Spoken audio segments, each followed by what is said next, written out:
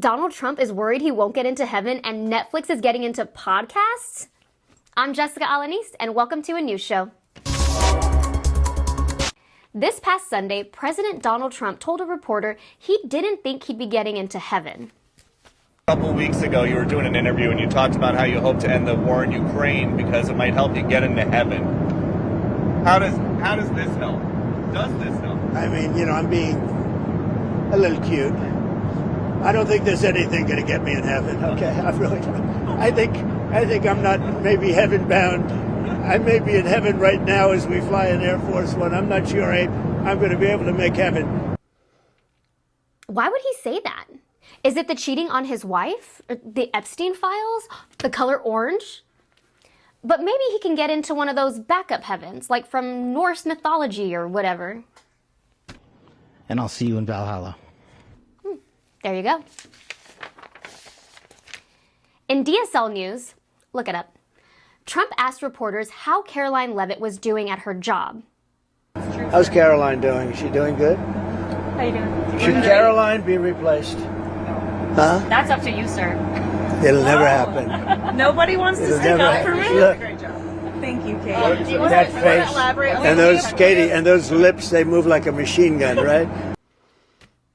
Ew, yeah. Those lips, they move like a machine gun? I bet after she heard that, she was quiet the rest of the day. And that is how you get women to shut up. More than a dozen airports refused to play a video of Homeland Security Secretary Kristi Noem blaming Democrats for the shutdown and travel disruptions. Spirit Airlines was like, delayed flights? Yeah, definitely the Democrats. If you haven't seen the video, you can find it on YouTube. Just look up dumb bitch talking. President Trump has awarded the Presidential Medal of Freedom to a now deceased right-wing podcaster. America's once highest honor for civilians has now been given to a 31-year-old man who argued with college freshmen for a living. Say what you want, he got the medal. I wonder what he would have done for a Klondike bar. In related news, in honor of Charlie Kirk's 31 years on Earth, Turning Point America posted 31 ways to live like their master. Way 1, be gay. Way 2, be real gay. Way 3, be gluten-free and gay. Way 30, hey, and be gay. Way 31, stop, and be gay. Elsewhere in the news, Netflix has announced plans to begin streaming podcasts early next year, including content from Spotify focused on sports, culture, entertainment, and true crime. And yes, true crime means they're still trying to make serial killers sexy. Basically, women can now Netflix and kill by sipping rosé and refreshing Zillow while hearing about someone being stabbed in Michigan. Instagram announced yesterday that it's rolling out new teen user protections that mirror the rules of movie ratings. Teen accounts will be limited to seeing content that is PG-13, which means they'll get a calmer experience than watching the news. In one instance, a Democratic congressional candidate was violently thrown to the ground by ICE. You see that there? For exercising her constitutional right to protest the agency's presence in her city. Just last month, a pastor was shot in the head with what appears to be a kind of pepper ball projectile while speaking outside an ICE detention facility in the Chicago suburb of Broadview.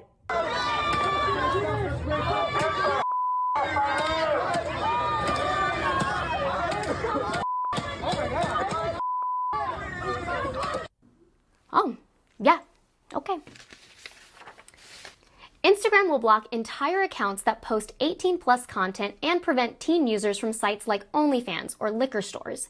They'll also block them from following profiles with inappropriate usernames.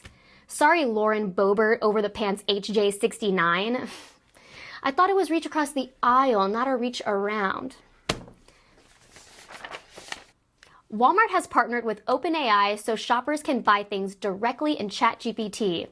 Boo! Half the fun of going to Walmart was people watching. The long lines at 3 a.m., the crying babies, the naked people. That's half the fun. When I'm at Walmart, I think to myself, I may be in heaven right now. Several major news outlets are refusing to sign the new press rules for reporting on the Pentagon. With more, we go to our segment, The Great Press Hegsterectomy.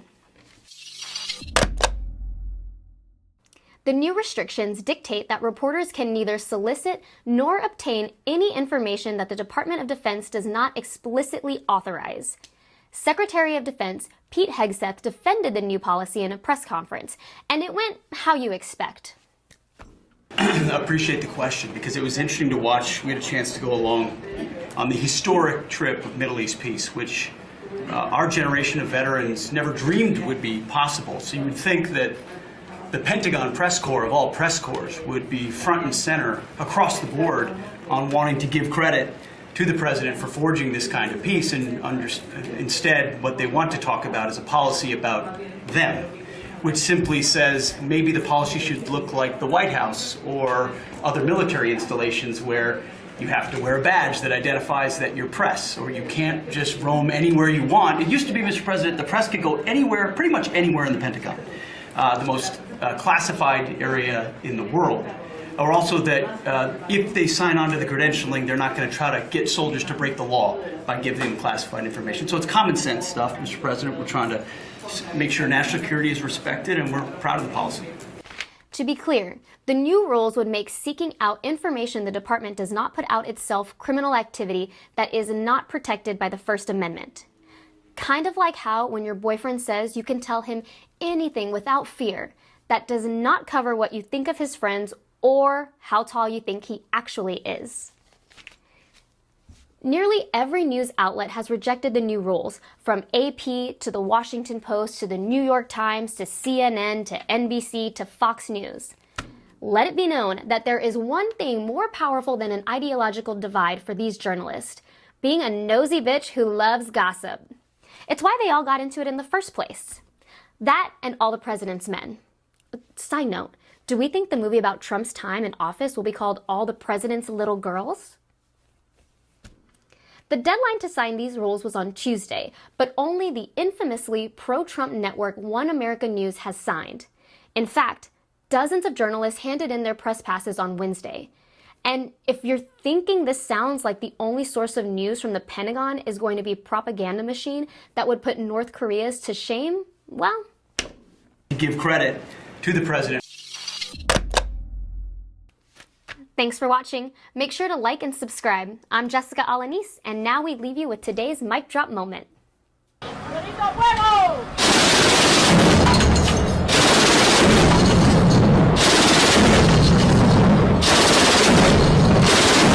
The United States of America is on the verge of a war with Venezuela. You saw right there Venezuela's military getting prepared for a potential amphibious invasion by the United States. We're learning from the Wall Street Journal as well, in a display of defiance against the United States. Venezuela is mobilizing what it is saying is, quote, a 1 million-strong militia and moving troops into position on the Caribbean coast, believing that an invasion by the United States is imminent.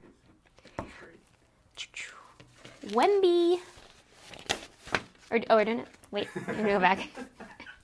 Wemby. Wemby, we're gonna mess that up. Okay.